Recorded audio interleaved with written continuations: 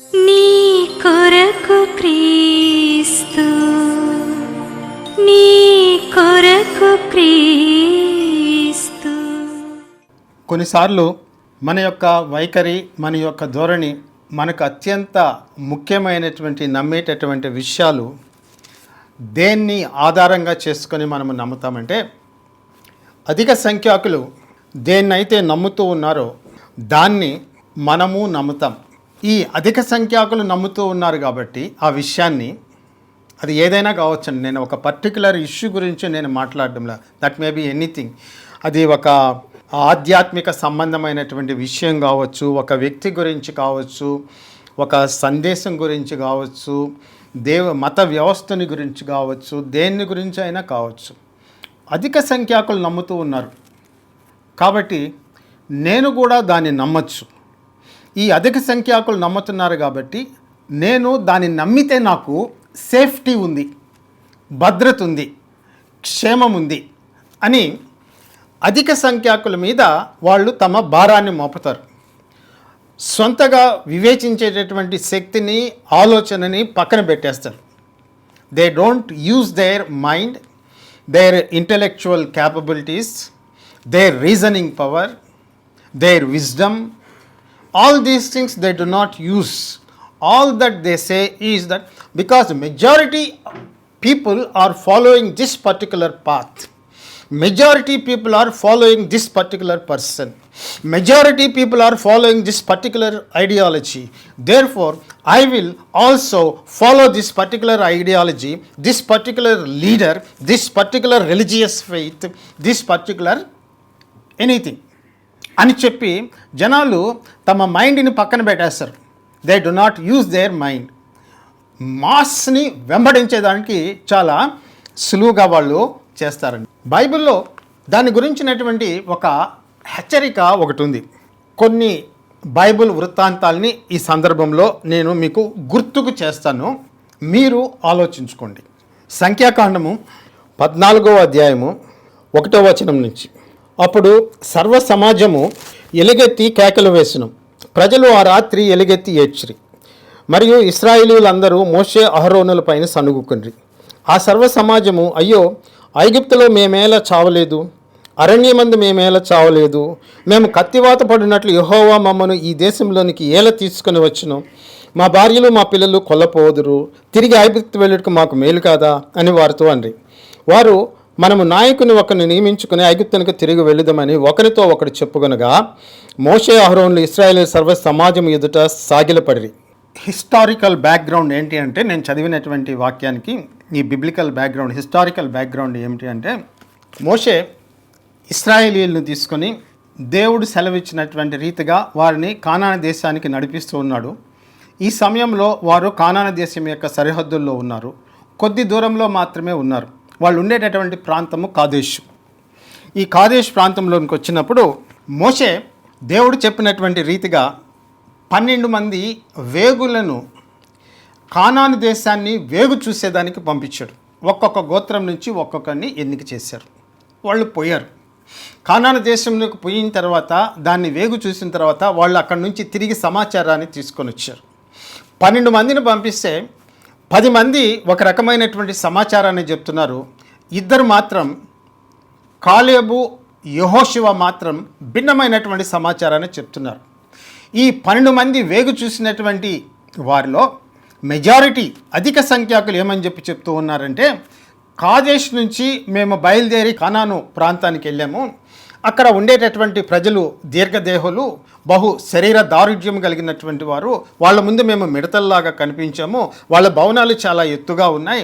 ఆ దేశం మనల్ని మింగివేస్తుంది, అక్కడికి పోవడము చాలా ప్రమాదకరం అని చెప్పి 10 మంది మోషే దగ్గరకు వచ్చి మోషేతోటి వాళ్ళు ఆ యొక్క సమాచారాన్ని అందజేస్తూ ఉన్నారు. కాలేబు, యెహోషువ మాత్రము దానికి భిన్నంగా, వాళ్ళు ఎంత దీర్ఘదేహులైనా, ఎంత బలాఢ్యులైనా, ఆ దేశం ఎంత గొప్పదైనా, దాని కోటలు ఎంత పెద్దవైనా, వారి బలం ఎంతదైనా, యెహోవా మనకు తోడుగా ఉన్నాడు కనుక మనం ఖచ్చితంగా దేవుడు మనకి ఇస్తానని వాగ్దానం చేసినటువంటి ఆ కానాను దేశాన్ని మనము స్వాధీనం చేసుకుంటామని చెప్పి వాళ్ళు భిన్నమైనటువంటి సమాచారాన్ని ఇచ్చారు. సో 12 మందిలో 10 మంది అంటే మెజారిటీ పీపుల్ ఒక విషయాన్ని చెప్తూ ఉన్నారు. అల్పసంఖ్యాకులు మైనారిటీ పీపుల్ అంటే ఈ యెహోషువ తర్వాత వచ్చి కాలేబు ఇంకొక విషయాన్ని చెప్తూ ఉన్నారు. ఈ మెజారిటీ చెప్పినటువంటి విషయాన్ని ఇశ్రాయేల్ సమాజంలో ఉండేటటువంటి జనులందరూ కూడా విస్మరించారు. ఒక్కరు కాదు, ప్రతి ఒక్కరు కూడా. ఎందుకంటే they are looking at the majority. అధిక సంఖ్యాకులు ఏమి చెప్తున్నారు అనేటటువంటిది వాళ్ళ మీద వాళ్ళ ధ్యాస ఉంది. 10 మంది ఈ విధంగా చెప్తున్నారు, therefore it must be true because 10 people are saying the same thing, it must be true అనేటటువంటి అభిప్రాయానికి ఈ ఇశ్రాయేలీల కమ్యూనిటీ ఆ దేశంలో అప్పుడు అక్కడ ఉండేటటువంటి ప్రజలందరూ కూడా ఏమీ ఆలోచించకుండా వాళ్ళు చెప్పేటటువంటిదే సత్యము, వాళ్ళు చెప్పేటటువంటిదే క్షేమము, వాళ్ళు చెప్పేటటువంటిది భద్రంగా ఉంది, మనం ఆ దేశంలోనికి పోవద్దు అని చెప్పి వాళ్ళు డిసైడ్ చేసుకొని వెనక్కి తిరిగిపోవాలని చెప్పి నిర్ణయించుకున్నారు. వాళ్ళ కోసం నాయకుల్ని ఏర్పాటు చేసుకుంటూ ఉన్నారు, ఒకరినొకరు సంప్రదించుకుంటూ ఉన్నారు. మొత్తము కమ్యూనిటీ అంతా కూడా, మొత్తము కాలేబు కుటుంబము, యెహోషువ కుటుంబము, ఎవరైనా కొద్దిమంది, ఇంకా మోషే, వీళ్ళందరూ అహరోను, వీళ్ళు తప్పించి అల్పసంఖ్యాకులు మెజారిటీ అందరూ కూడా ఒకే మార్గంలో పోతూ ఉన్నారు. వాళ్ళ యొక్క సేఫ్టీ, వాళ్ళ యొక్క భద్రత, వాళ్ళ యొక్క క్షేమము, వాళ్ళ యొక్క భవిష్యత్తు అన్నీ కూడా దేని మీద వాళ్ళు పెట్టారంటే అధిక సంఖ్యాకులు చెప్పినటువంటి సమాచారాన్ని గుడ్డిగా నమ్మి వాళ్ళ వైపు పెట్టారండి. దేవుడు పలికినటువంటి మాట భిన్నంగా ఉంది. దేవుడు పలికినటువంటి మాట ఏంటంటే, ఆ దేశాన్ని నేను మీకు ఇచ్చేసాను, it is already yours, you go and possess it, from my side I have given it to you. దేవుడే వాళ్ళకి ఇచ్చేస్తే దేవుడికి వ్యతిరేకంగా నిలబడగలిగేటటువంటి శక్తి కానీ, రాజ్యం కానీ, బలం కానీ, సైన్యం కానీ, నాయకుడు కానీ ఎవరైనా ఉంటారా అండి? దేవుడు క్రియ చేస్తే దాన్ని వెనక్కి తిప్పగలిగినటువంటి వాడు ఎవడైనా ఉంటాడా అండి? ఉండడు కదా. దేవుడు నేను ఇచ్చేసానని చెప్పి చెప్తున్నాడు, but these people are refusing to step into Canaan, ఆ దేశంలోనికి అడుగుపెట్టారు. ఎందుకు? 10 మంది ఏం చెప్పారు? ఒక చిత్రాన్ని చిత్రీకరించారు. ఇంత పెద్ద దీర్ఘదేహులు, ఆజానుబాహువులు, పెద్ద పెద్ద ఎత్తు కలిగినటువంటి వాళ్ళు, దారుఢ్యం కలిగినటువంటి వాళ్ళు, కోటలు ఉన్నాయి, అది ఉన్నాయి, ఇది ఉన్నాయి అని చెప్పి ఏమండి ఒక రిపోర్ట్ చెప్తే ఆ రిపోర్టు ప్రబలంగా వ్యాపించిపోయింది. అధిక సంఖ్యాకులు దాన్ని నమ్మి మోషే మీద, అహరోను మీద, యెహోవా దేవుని మీద తిరగబడ్డారండి. అంటే మేము పోలేము, మేము పోము, మేము చచ్చిపోతే మేలు అన్నటువంటి భావంతో తిరగబడ్డారండి. ఈ విధంగా ఇది జరిగింది. సత్యం ఎక్కడుందండి? Where is truth in this whole matter? సత్యం అనేటటువంటిది, క్షేమం అనేటటువంటిది, వాస్తవం అనేటటువంటిది ఎక్కడుంది ఈ సందర్భంలో? మీరు ఆలోచించండి. ఆ సమయంలో అధిక సంఖ్యాకులు చెప్పినటువంటి దాన్నే జనులు నమ్మారు. చిట్ట చివరికి అది వాళ్ళ జీవితంలో అనుకోనటువంటి ఒక పెద్ద నష్టాన్ని తీసుకొని వచ్చింది. దేవుడు వాళ్ళ ముందు పెట్టినటువంటి, వాళ్ళ వాకిట్లో పెట్టినటువంటి ఆశీర్వాదము, దీవెన, ధన్యత, మంచి భవిష్యత్తు అంతా కూడా అధిక సంఖ్యాకులు చెప్పినటువంటి దాన్ని విని కోల్పోయారండి. సో ఎందుకు చెప్తున్నానంటే, అధిక సంఖ్యాకులు చెప్పేటటువంటిది ఎప్పుడు అబద్ధంగా ఉండదు. అది కాదు మనం చెప్పేటటువంటిది. నువ్వు సొంతగా ఆలోచించకుండా, నీ వివేచనకి నువ్వు పని పెట్టకుండా, నువ్వు సత్యాన్ని ఆధారం చేసుకోకుండా, సత్యం ఎక్కడుంది అని చెప్పి నువ్వు వెతకకుండా, దేవుడు ఎక్కడున్నాడు అని చెప్పి నీకై నువ్వుగా వెతకకుండా అధిక సంఖ్యాకులు దీన్ని అనుసరిస్తూ ఉన్నారు. Majority people are following this because it has been followed for so many centuries. అనేక తరాల పాటు, కొన్ని వందల సంవత్సరాల పాటు, కొన్ని శతాబ్దాల పాటు ఈ ధర్మాన్ని ఆచరించారు, ఈ సంప్రదాయాన్ని పాటించారు. కొన్ని వేల సంవత్సరాల పాటు, కొన్ని వందల సంవత్సరాల పాటు ఈ దేవుణ్ణి, ఈ దేవతల్ని ఆరాధించారు. కాబట్టి దీంట్లో సత్యం ఉంది, దీంట్లో క్షేమం ఉంది అని అనుకునేటటువంటి సందర్భంలో నువ్వు నిజంగా దీంట్లో సత్యం ఉందా, is there truth in this tradition అని చెప్పి నువ్వు ఆలోచించాలి. అధిక సంఖ్యాకులు చెప్పేటటువంటి దాంట్లో సత్యం ఉందా, వాస్తవం ఉందా అని చెప్పి నువ్వు ఆలోచించాలి. It is not always truth అండి. రెండవ ప్రపంచం యుద్ధానికి పూర్వము నాజీ జర్మనీ అధికారంలో ఉండేటటువంటిది. సోషలిస్ట్ పార్టీ నాజీ పార్టీ ఏది చెప్తే అది జర్మన్ ప్రజలు గుడ్డిగా నమ్మేశారు. యూదుల్ని విస్తారంగా ఊచకోత కోసారు. హోలోకాస్ట్ అంటే మీకు తెలుసుంటుంది. కొన్ని మిలియన్ల యూదుల్ని చంపేశారు. ఎవరి మాటలు నమ్మి? సోషలిస్ట్ పార్టీ మాటలు నమ్మి, తర్వాత వచ్చి హిట్లర్ మాటలు నమ్మి, ఆ ప్రచారాన్ని నమ్మి, ఆ సమాచారాన్ని నమ్మి అన్యాయంగా వీళ్ళని చంపేశారు. చివరికి వాళ్ళ దేశం మీదకి బహుఘోరమైనటువంటి నష్టం వచ్చింది. రెండవ ప్రపంచ యుద్ధంలో జర్మనీ దేశంని తుక్కుగా ఓడించారు. ఆ దేశాన్ని నాశనము అయిపోయింది. దాని మొత్తం కూడా దాని సబ్స్టాన్స్ లేకుండా కొట్టిపడేశారండి రెండవ ప్రపంచ యుద్ధంలో.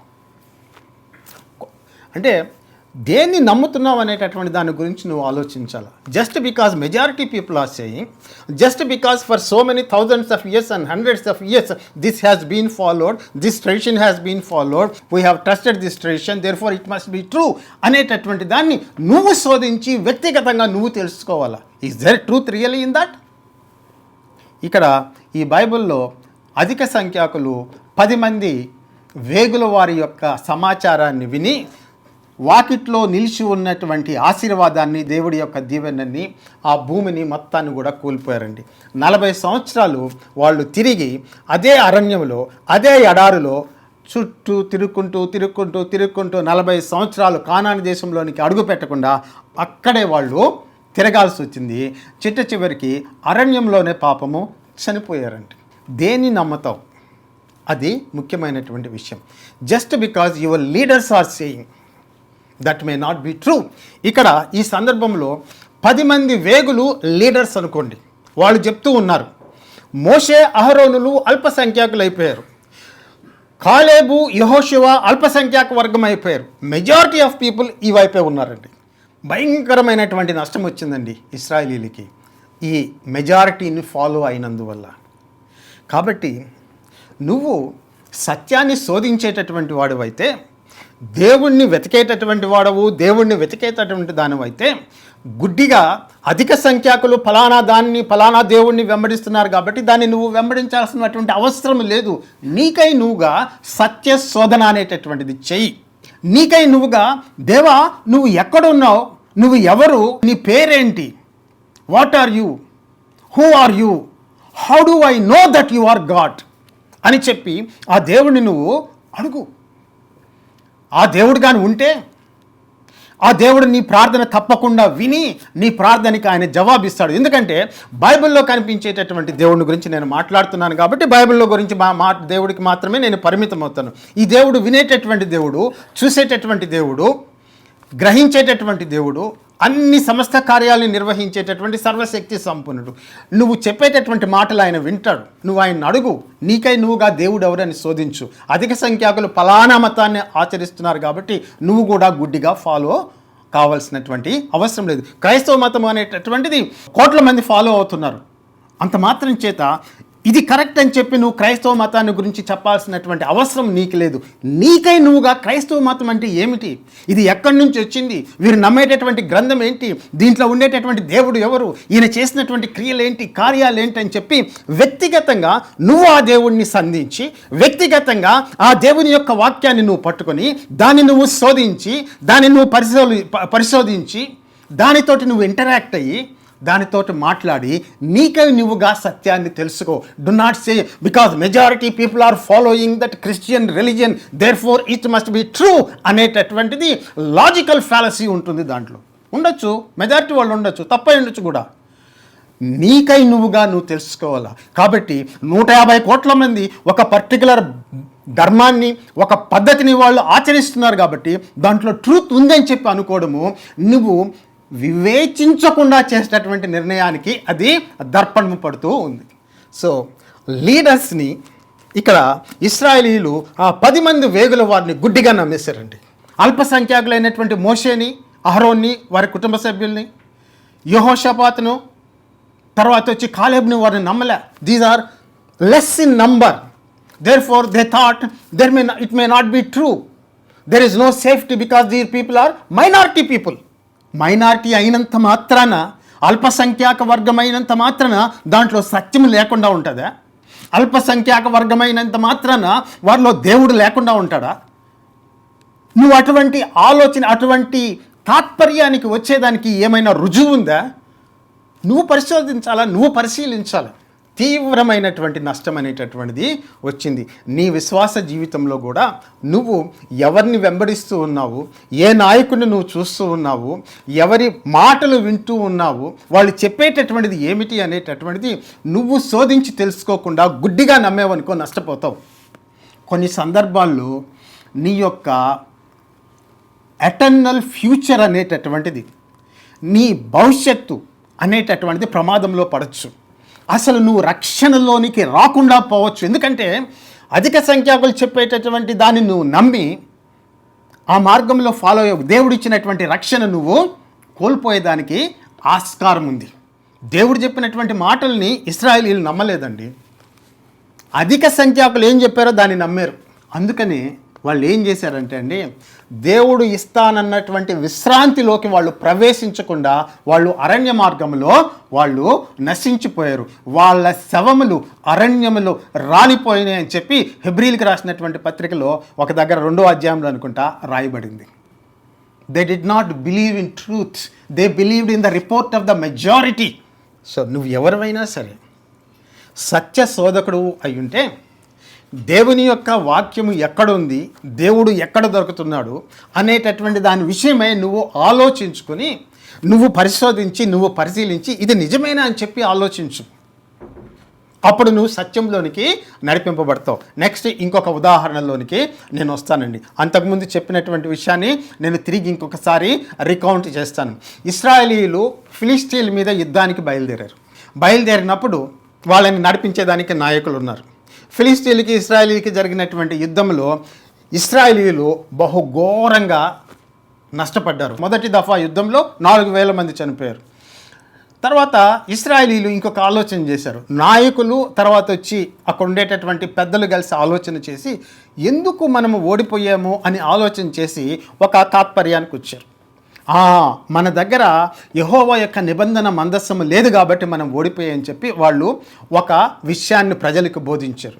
మనుషుల్ని పంపించి షిలోలో ఉండేటటువంటి ఆ దేవుని యొక్క నిబంధన మందస్సాన్ని తమ మధ్యకి తెప్పించి ఇప్పుడు మనము గెలుస్తామని చెప్పేటటువంటి దాన్ని జనులందరికీ బోధించారు, సైనికులు బోధించారు, అందరికీ బోధించారు, నమ్మారు.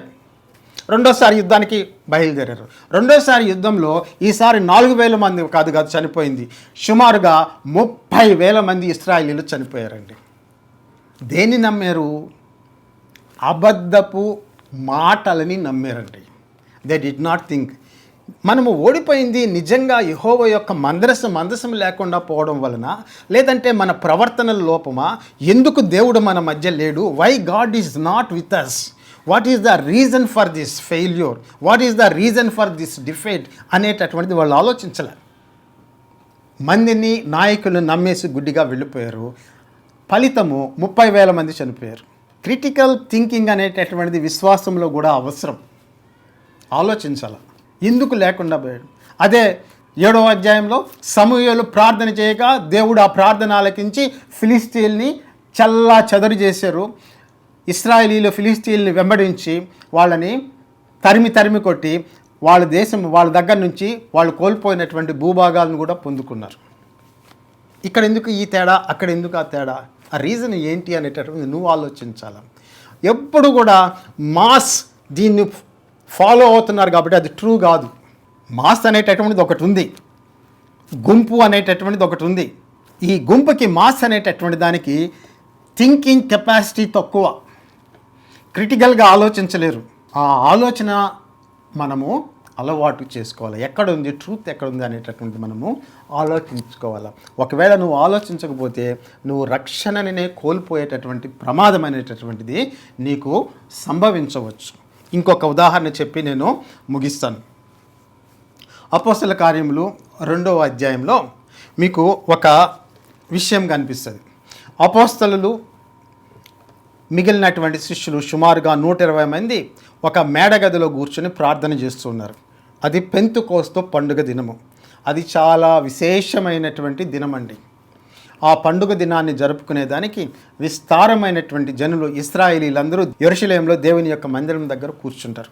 అక్కడ దేవుణ్ణి సంధించేదానికి కానుకలు అర్పించేటటువంటి వాళ్ళు, అర్పణలు బలి అర్పణలు ఇచ్చేటటువంటి వాళ్ళు, ప్రార్థనలు చేసేటటువంటి వాళ్ళు, వీళ్ళందరూ కూడా మూకుమ్మడిగా అక్కడ చేస్తూ ఉంటారు. ఒకరి తర్వాత ఒకరు చేసిందే ఇంకొకరు, ఈ విధంగా చేస్తూ ఉంటారండి. ఈ 120 మంది మాత్రము అక్కడ లేరు. వీళ్ళు మాత్రం భిన్నంగా ఒక మేడగదిలో కూర్చుని ప్రార్థన చేస్తూ ఉన్నారు. ఆ పెంతెకోస్తు దినం నాడు దేవుని యొక్క సన్నిధి మెజారిటీ వ్యక్తులు ఉండేటటువంటి ఆ యెరూషలేము మందిరం దగ్గరికి రాలే.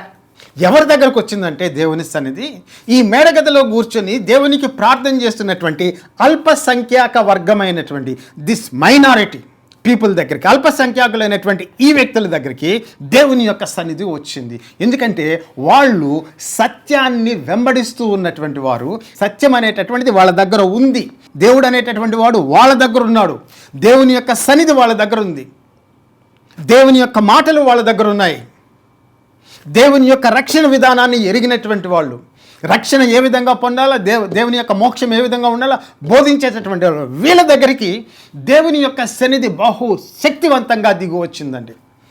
గొప్ప గాలి వీచింది, గొప్ప ధ్వని వినిపించింది, మొత్తము పట్టణమంతా కూడా ఈ ధ్వని వినిపించింది. జనులందరూ కూడా పరిగెత్తుకొని వచ్చారు. అక్కడ ఈ మేడగదిలో కూర్చున్నటువంటి వాళ్ళ మీద దేవుని యొక్క అగ్ని జ్వాలలు వచ్చినాయి, వాళ్ళ మీద ఆ అగ్ని జ్వాలలు నిల్చున్నాయి, వాళ్ళు వేరే భాషల్లో మాట్లాడుతూ ఉన్నారు. ఇటువంటి అద్భుతమైనటువంటి విషయాలు అల్పసంఖ్యాక వర్గమైనటువంటి ఈ ప్రజల దగ్గర జరుగుతున్నాయి. కానీ ఆ అధిక సంఖ్యాకులు, మెజారిటీ పీపుల్, ఎక్కడైతే నాయకులు ఉన్నారో, ఎక్కడైతే యాజకులు ఉన్నారో, ఎక్కడైతే ప్రధాన యాజకులు ఉన్నారో, ఎక్కడైతే సమాజ మందిరపు అధికారులు, శాన్హాడ్రిన్ అధికారులు ఉన్నారో, దోస్ లెజిస్లేటివ్ అథారిటీస్, ఏమండి, those executive authorities, those political authorities, వీళ్ళు ఎక్కడైతే ఉన్నారో, ఎక్కడైతే మెజారిటీ సభ్యులందరూ కూడా కూడుకొని ఉన్నారో దేవుడు కనిపించడం లేదు, దేవుని యొక్క అడుగుజాడలు లేవు, దేవుని యొక్క శక్తి కనబడడం లేదు, దేవుని యొక్క మాటలు అక్కడ ఏమీ వినిపించడం లేదు.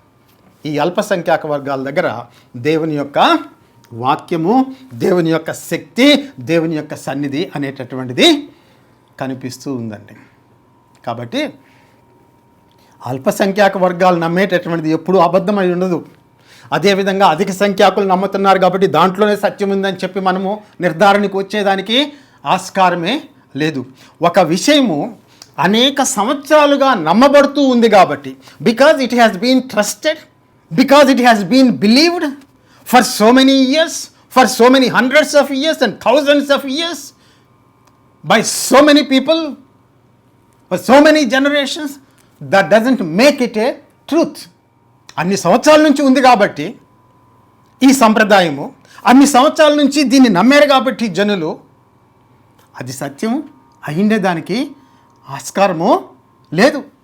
అల్పసంఖ్యాక వర్గాల దగ్గర సత్యము ఉండొచ్చు. So you have to decide, you have to choose, you have to examine, you have to search, you have to seek for truth. నీ బ్రెయిన్ని, నీ మైండ్ని నువ్వు ఉపయోగించాలి. అదేమీ ఉపయోగించకుండా నువ్వు గుడ్డిగా, ఏమండి, అధిక సంఖ్యాకులు అనేక తరాల నుంచి వెంబడిస్తూ ఉన్నారు. ఇది ఆ 10,000 సంవత్సరాల నాటి ధర్మము, ఇది 5,000 సంవత్సరాల నాటి ధర్మము అని చెప్పి నువ్వు నమ్ముకుంటే ఆత్మీయంగా నువ్వు చాలా ఘోరంగా నష్టపోయేదానికి ఆస్కారం ఉంది.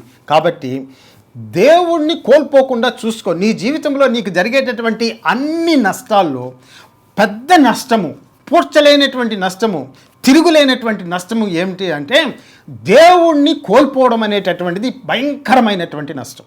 దేవుణ్ణి కలుసుకోలేకపోవడము, దేవుణ్ణి తెలుసుకోలేకపోవడము నీ జీవితంలో నీకు జరిగేటటువంటి అత్యంత గొప్ప నష్టం. దానికి మించినటువంటి నష్టం ఏదీ లేదు. That is the greatest loss, that is eternal loss for you if you are not able to find who is God in your life. దానికి నువ్వు ఉపక్రమించాలి.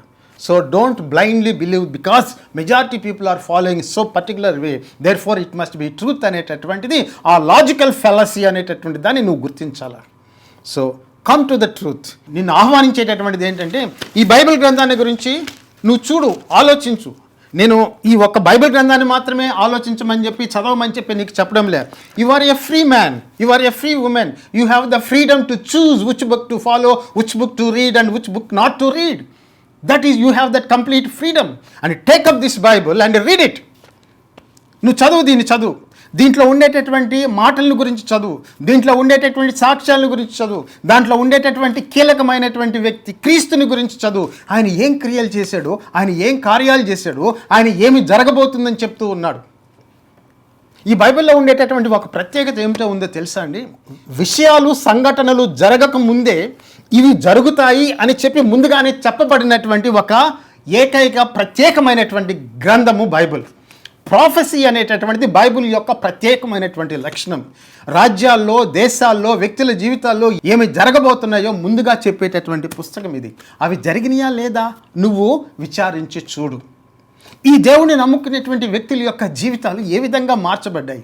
What is so different about this particular religious faith? నువ్వు ఆలోచించు, నువ్వు తలపోయి, నువ్వు decide చేసుకో. No one is forcing you, no one is compelling you to believe Bible. You have the absolute freedom to choose, to read and to decide for yourself. So సత్యాన్ని నువ్వు అన్వేషిస్తుంటే నీకై నువ్వుగా చేయాలి. మెజారిటీని ఫాలో అయ్యావా? అధిక సంఖ్యాకులు నమ్ముతున్నారని చెప్పి నువ్వు ఒక విషయాన్ని నమ్ముతున్నావా? తీవ్రంగా నువ్వు నష్టపోవచ్చు. ఈ దినమున నేను నిన్ను ఈ బైబిల్ గ్రంథం దగ్గరికి ఆహ్వానిస్తూ ఉన్నా. ఈ బైబిల్లో కనిపించేటటువంటి క్రీస్తు దగ్గరికి ఆహ్వానిస్తూ ఉన్నా. ఈ బైబిల్లో ఆయన చెప్పినటువంటి విషయాలు, ఆయన నమ్ముకున్నటువంటి వ్యక్తుల జీవితాలు ఏ విధంగా మార్పు చెందాయి, ఎందుకు మార్పు చెందాయి, ఆయన సత్యం పలుకుతున్నాడా, అబద్ధం పలుకుతున్నాడా, అన్నీ కూడా ఈ బైబిల్ ద్వారా నీకు తెలుస్తాయి. You can make an informed decision, an informed choice, not a blind choice, not because your forefathers, your families, your tribe, your caste people have followed this particular God, therefore I must be following this particular thing అనేటటువంటి ఆ iron grid నుంచి, దాని నుంచి సత్యం అనేటటువంటిది నిన్ను విడిపిస్తుంది. ఆ చట్టము, ఆ ఉక్కు చట్టం నుంచి నిన్ను విడిపిస్తుంది. సత్యము నిన్ను స్వతంత్రులుగా చేయను. Truth will set you free, but you have to search for truth. You have to seek the truth. That is your individual responsibility. ఈ దినమున ఈ బైబిల్ గ్రంథం దగ్గరకు వచ్చి దాన్ని నీ చేతుల్లో పట్టుకుని చదువు. God will reveal himself to you. దేవుడు దానికోసం కాసుకొని ఉన్నాడండి. He will not neglect you. ఆయన హృదయము, ఆలోచన, తలంపు, మనస్సు సమస్తం కూడా దాని మీదనే ఉంది. నువ్వు రక్షింపబడాలని చెప్పి దేవుడు కోరుకుంటూ ఉన్నాడు. అంత గొప్ప రక్షణ నువ్వు కోల్పోకు. యేసు ప్రభు నామంలో మీ అందరికీ కూడా శుభములు. దేవుడు మిమ్మల్ని విస్తారంగా ఆశీర్వదించి దీవించును గాక. యేసు నామంలో ఆమేన్.